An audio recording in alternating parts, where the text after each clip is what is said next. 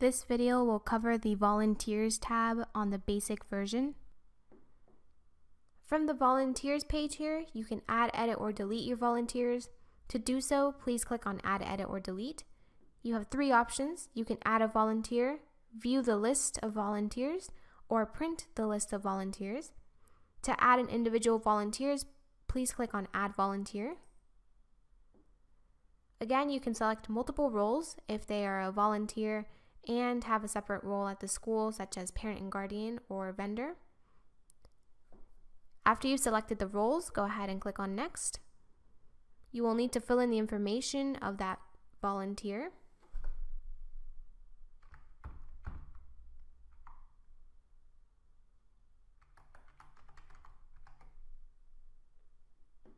Anything with an asterisk next to it is a required field. Once you have filled in all of the required fields, go ahead and click on Done.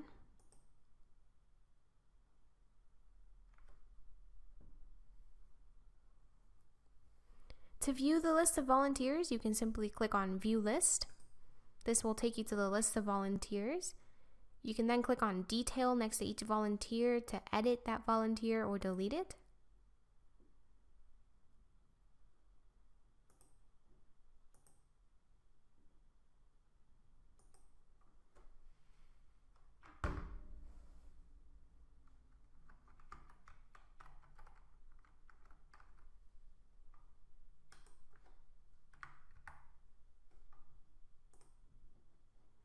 Go ahead and go back to the Admin tab, and you're going to click on Volunteers again.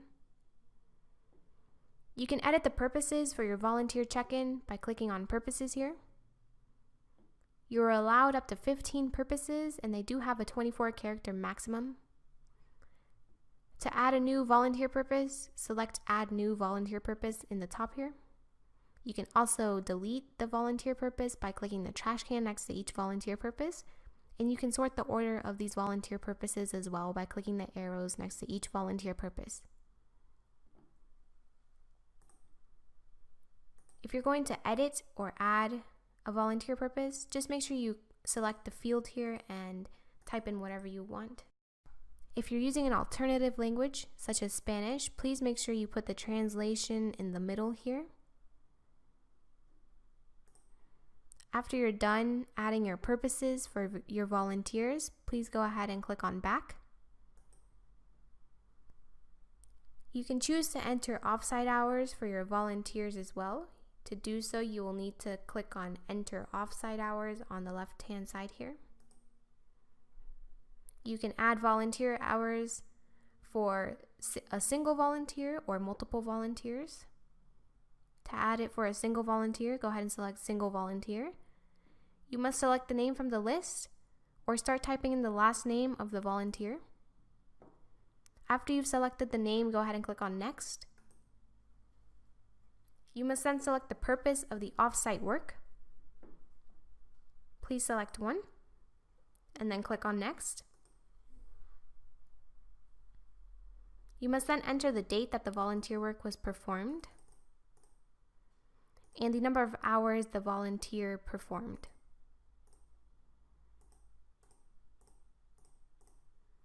After you've done that, you can go ahead and click on Done.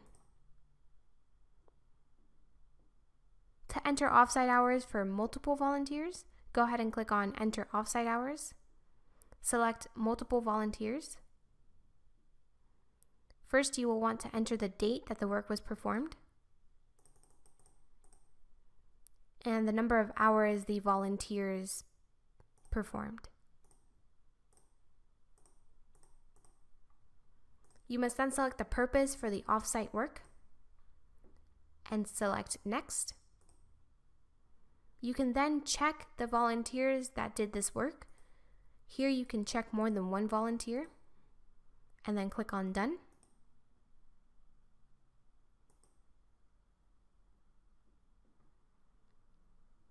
If you wish to export your volunteers, you can do so by clicking on Export Volunteers. Go ahead and click on OK. First, you must choose the location that you want it exported to, and you must name the file.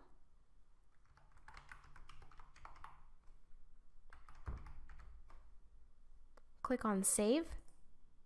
Then you can go ahead and click on Export.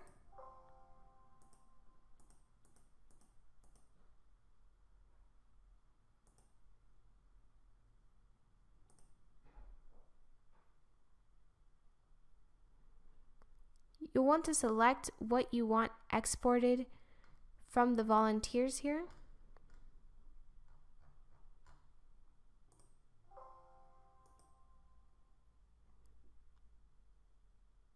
After you've selected what things you wanted exported from the volunteers, you can go ahead and click on Export.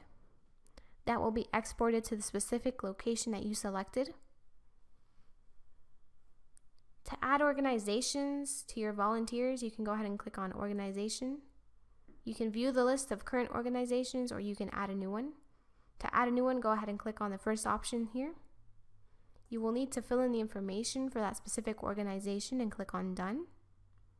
The purpose of organizations is so that you can run a report on that specific organization later, and it's just to help you group those specific volunteers a little bit better.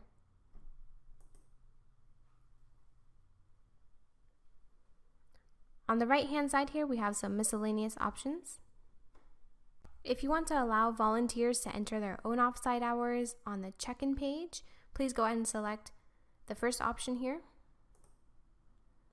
You can also print pictures on the passes for volunteers, or you can choose to print the school logo or mascot.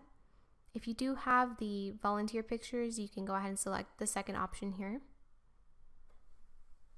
If you want to have volunteers scan their driver's license or have it require a state, you can go ahead and select this box right here. It will activate it for all the adults in the system. That includes faculty and staff, vendors, volunteers, and visitors. You can also set up a volunteer access level here. This will allow you to put specific levels of access for volunteers. So if you have a specific place where volunteers are allowed to volunteer at, you can put the access level name on the left-hand side here. This can be a code with letters or numbers so that faculty and staff know where that volunteer is allowed to be. For example, MM could mean Media Center.